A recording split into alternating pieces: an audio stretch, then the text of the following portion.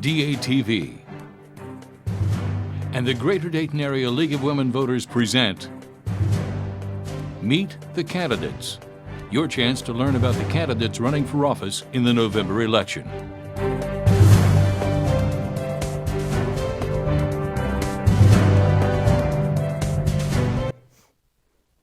Hello, I'm Becky Kirkland. I'm with the League of Women Voters, Greater Dayton Area, and I'm here today with one of the candidates running for Vandalia Butler School Board. The candidates that are running for the school board are Paula Jo Gibbs Leicher, Mary Kilsheimer, Dawson Vandervoort, and Rodney Washburn. Unfortunately, the other candidates were unable to be here today, but we do have Dawson here. So Dawson, why don't you tell us a little bit about yourself and why you've decided to run? Okay, thank you. As you said, I'm Dawson Vandervoort, running for the school board in Vandalia. I am currently a student at the University of Dayton. I'm a junior studying political science and philosophy, and I'm 20 years old, so I'm pretty young for this race. But that's exactly why I decided to run. I think my opponents are either 20 or 30 years older than me, so it's come to my attention that they are detached from the needs of the student nowadays. And being a student still, I thought I would be a good pick because I'm close with the education system. I was the president of the school, so I had to go to the school board meetings when I was in high school. And I have 4 siblings who are still going through the school board, or through the school district. So I have invested interest in their success. And the school district has been slipping in education report cards from the state with a C in achievement and a D in college readiness. And I think I have the best asset and the best repertoire to bring those grades up. Okay, thank you, Dawson. So, okay, now you're in the hot seat. Yeah. I'll get ready for the questions. I'm just kidding. So the first question. School report cards just came out. Out of 44 districts, only 2 had a score above C for preparing students for success after graduation. Mm-hmm. What can schools do to better prepare students for life after high school? So I think I really do believe that the standardized testing is out of date. And I know that's a narrative that's been driving the state system for a while now. They're starting to get away from the standardized testing. So I think focusing more on students' individual interests is what's going to bring that grade up. And like I just said, there's a D success rate at Vandalia Butler. I think that's because there's a lack of diversified classes and curriculum. For example, there's a student who recently graduated who goes to Ohio State now. She didn't know any computer programming at all, but it was a requirement when she got to school, when she was learning about, it was something in the medicine field. I think it was a chemistry class. So I don't see why we couldn't implement new classes to cover things like computer programming, things like philosophy or interdisciplinary studies that I particularly really enjoy, like advanced historical studies that have an intersection in both English and more philosophical ideas to kind of open up students to critical thinking, not just how to do pre-algebra.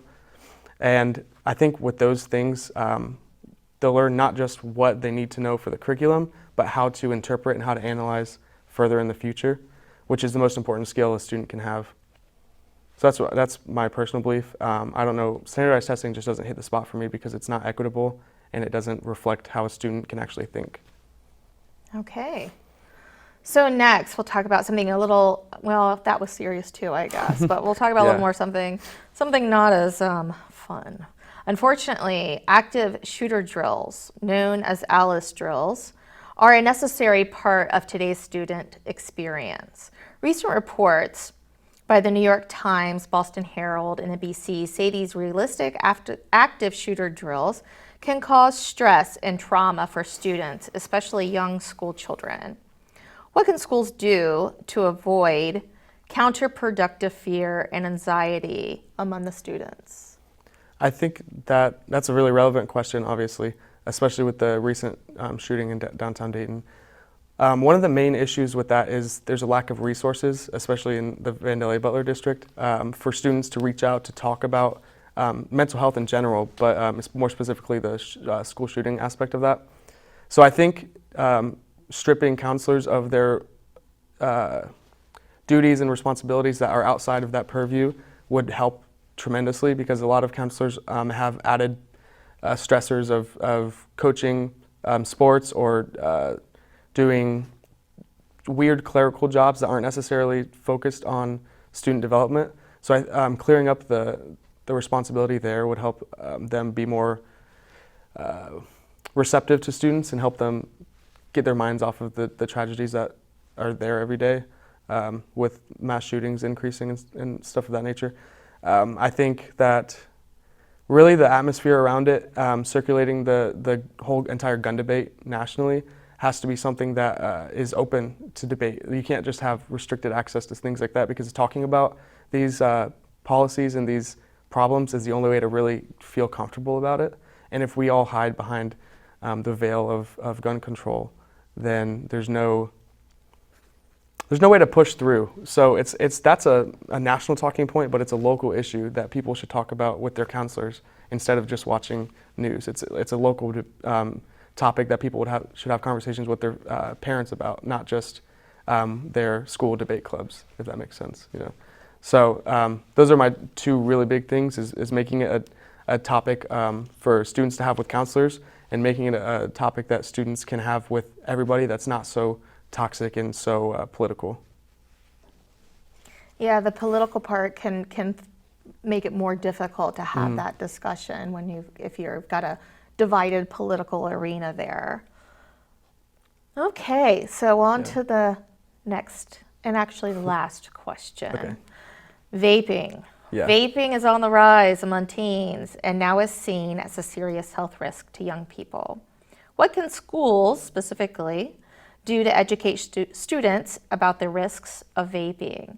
And will your school review and update policy on tobacco and drugs to include vaping that you know of? I haven't heard anything specifically about that yet, but in my personal opinion, the school hasn't done enough traditionally to talk about any smoking devices, whether it regards to vaping or tobacco use. So implementing new rules and regulations around that would be the first step. But in terms of getting students to not vape, I actually think that not being so strict, like in a mean sense. So that means not going straight to the worst punishment possible, but taking whatever device it is away, and also having them learn in a safe environment, so they're not getting screamed at every time. Because it is an epidemic, and the only thing, it's not going to get better if you're just screaming at students. That's the last thing students want to listen to is adults screaming at them. So I think another safe environment to talk about that would heavily reduce the epidemic.